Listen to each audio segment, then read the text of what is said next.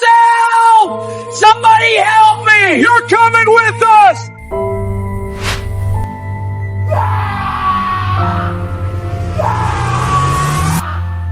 Throughout their lives, police officers stand on the thin blue line between order and chaos, facing danger to protect the innocent. They make split-second decisions that can save lives or end them. But when their watch finally ends, and they stand before eternity, what judgment awaits them? Today, we witness the journey of Officer James Mitchell, a man who wore the badge for 30 years, who saved some and failed others, who was both hero and human. His story asks us all, when duty and morality collide, where does the soul find its peace? What happened? I was responding to that call. There were shots fired, and then, am I dead? No, this can't be right. I still have so much to do. My daughter's wedding is next month. I promised I'd walk her down the aisle. I promised Sarah I'd retire next year. We were going to travel, see the world together. Peace, James Mitchell. Yes, you have crossed the threshold between life and what comes after. Your earthly journey has concluded. Who are you? What is this place? I am Raphael, a servant of the Most High. This is the threshold, the place, where every soul must account for the life they lived. You served as a guardian of peace for 30 years. You wore the badge with pride. I did my duty. I protected my community. I put my life on the line every single day for people I didn't even know. Doesn't that count for something? Oh, how noble, how righteous, the brave officer who did his duty. Tell me, James, shall we discuss all the duties you performed, or just the ones that make you look like a hero? Who the hell are you? Hell, now that's closer to the truth than you think. Officer Mitchell, I am Lucifer, and I have a rather compelling case for why your soul belongs in my domain. You see, that badge you wear so proudly, it's stained with choices you've tried very hard to forget. And how many did he harm, Raphael? How many innocent people suffered because of his prejudice, his anger, his abuse of power? Should we start with Marcus Johnson, a 15-year-old boy stopped on the street for looking suspicious? That was a high-crime neighborhood. I was doing my job. You slammed that child against a wall for walking home with a toy gun. You humiliated him in front of his friends. He was terrified of police for the rest of his short life. Oh yes, he died 3 years later shot by another officer just like you. I didn't know. James, your heart carries both light and shadow. That is the nature of humanity. But let us also remember the night you talked down Robert Williams from that bridge. You spent for hours in the freezing rain, sharing your own struggles with depression, convincing him that life was worth living. One moment of compassion doesn't erase years of corruption. Shall we discuss the evidence you planted, the confession you coerced, the money you took from that drug bust? I had reasons. My son needed treatment. The insurance wouldn't cover it. I was desperate. Enough. Both of you present your cases with passion, but you forget that I see beyond your arguments. I see the fullness of what was and what could have been. Lord, I don't know what to say. I tried to be good. I really tried. James Mitchell, rise. You need not kneel in fear before me. Come, let us reason together. Tell me, why did you become a police officer? When I was 8 years old, my father was killed in a robbery. The officer who arrived that night, Officer Rodriguez, he didn't just file a report. He held me while I cried. He came to the funeral. He checked on my mom and me for years after. He showed me that even in the darkest moment, someone could be a light. I wanted to be that light for someone else. And did you succeed? Sometimes. I think so. There was this little girl, Emma. She was in a car accident, trapped and screaming. I held her hand, sang to her while the firefighters cut her free. Her mother sent me letters for years, telling me Emma wanted to be a police officer because of that day. This is the James Mitchell I have witnessed, a man who carried others' pain, who rushed toward danger when others fled. How convenient that you focus on his best moments. But God sees all, doesn't he? You saw him beat that suspect in the interrogation room. You saw him lie under oath to protect his partner. You saw him turn away from injustice when reporting it would cost him his career. I did see all of this. I saw every moment of cowardice, every abuse of power, every time his fear overcame his conscience. Then I'm damned. I deserve whatever punishment comes. I tried to convince myself I was one of the good ones, but I compromised too many times. I let the system corrupt me. I became the thing I swore to fight against. You speak with honesty now. That is the beginning of wisdom. But tell me, James, in all your years of service, what was the hardest decision you ever made?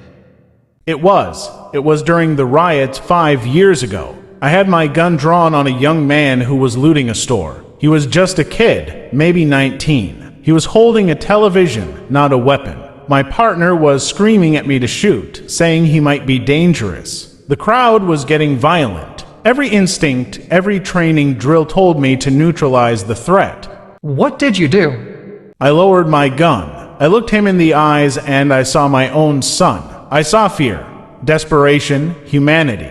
I said, "Put it down, son. Just put it down and walk away," and he did. My partner never forgave me, said I made him look weak. But that kid, he found me 2 years later. He was in college studying engineering.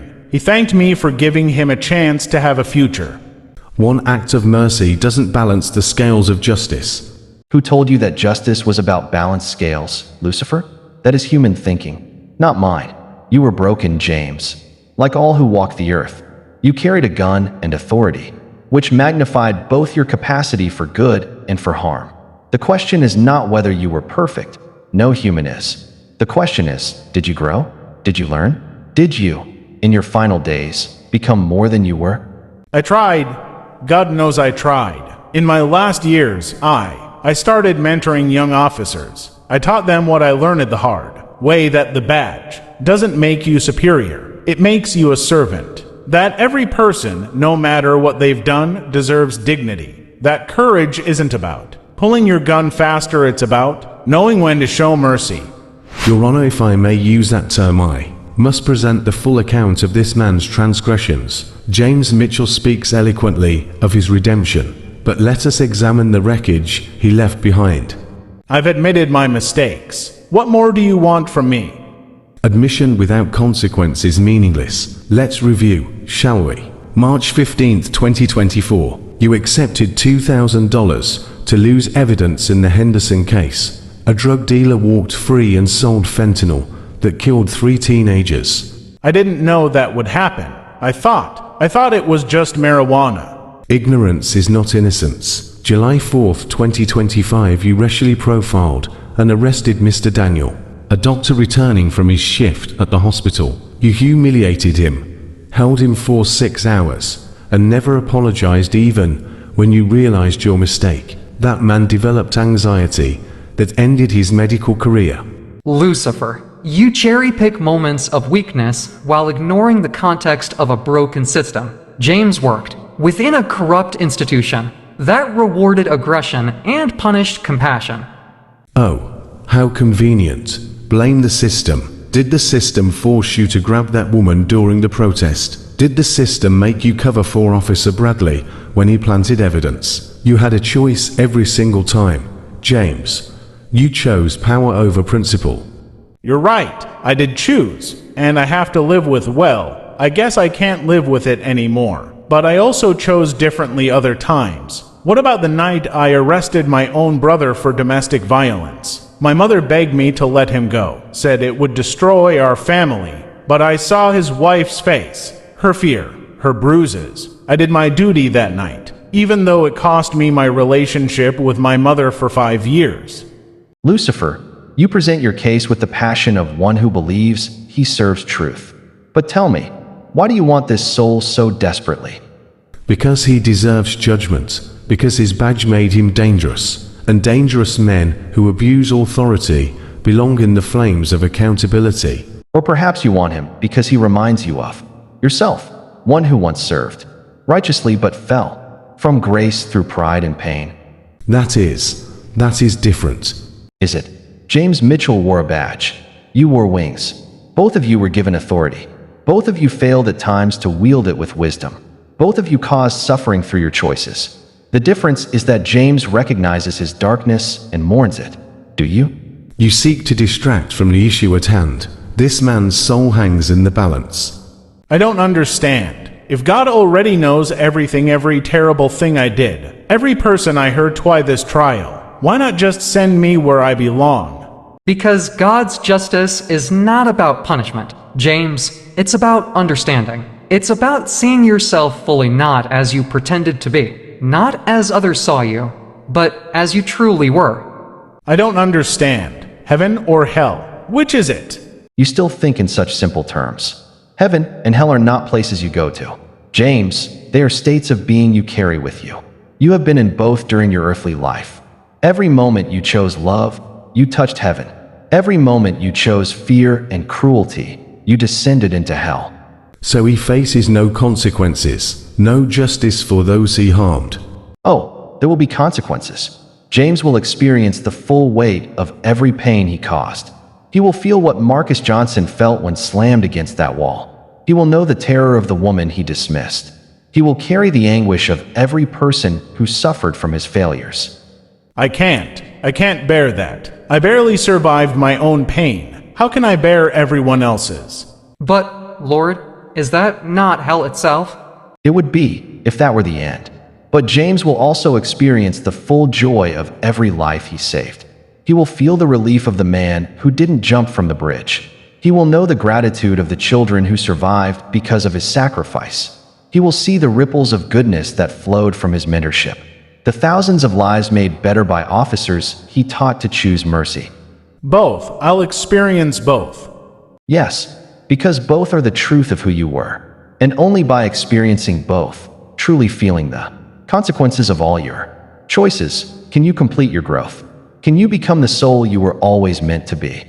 This isn't how it's supposed to work. Justice demands. Justice demands truth, Lucifer. And the truth is that James Mitchell was neither purely good nor purely evil. He was human. And the purpose of human life was never to achieve perfection. It was to grow toward love despite imperfection. So he is saved? He is neither saved nor damned in the way you understand those words. He is continuing, growing, becoming. James, your journey is not over. You will walk through the pain you caused, and it will be excruciating. You will understand, fully, the weight of your badge and how you wielded it. But you will not walk alone. You'll be with me. I have always been with you.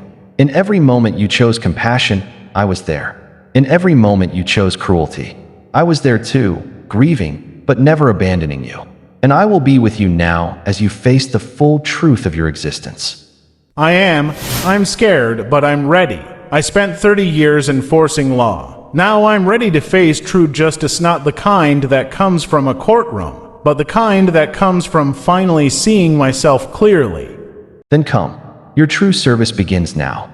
You will learn that being a guardian isn't about carrying a gun or wearing a badge. It's about carrying love and wearing humility. And one day, when you have learned these lessons fully, you will return to guide others who walked the same difficult path you did. Then I accept this path. Whatever pain I must face, whatever lessons I must learn, I accept it. Because that boy inside me, the one who wanted to be a light in the darkness, he's still here. And he's ready to finally shine without fear, without walls, without the weight of a badge defining his worth. Then go forward, James Mitchell, not to heaven or hell, but to truth, and through truth, to transformation.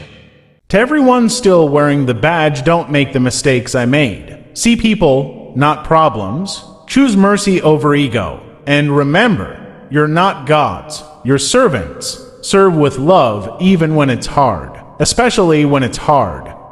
Will he make it through, Lord? Will he complete his journey? He will stumble, he will doubt, but yes, he will make it. Because he finally understands what I tried to teach humanity from the beginning. That perfection was never the goal. Growth is the goal. Love is the goal. And James Mitchell, flawed as he was, never stopped reaching toward that goal. Even when he fell, he kept reaching. And that is all I ever asked. If this message touches your heart, like, subscribe, and share.